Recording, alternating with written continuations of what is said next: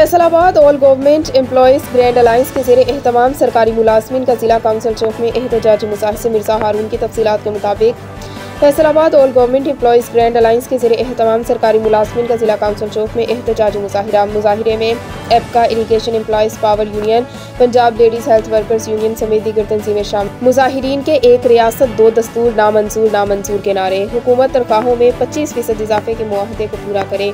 हुकूमत तनख्वाहों में इजाफे समेत दीगर मंजूर करदा मुतालबात पर फौरी अमल दरामद करे। महकमा इनहार, फूड, हेल्थ, तालीम समेत दीगर महकमों के मुलाजमीन दफातर की तालाबंदी करते हुए एहतजाज में शरीक।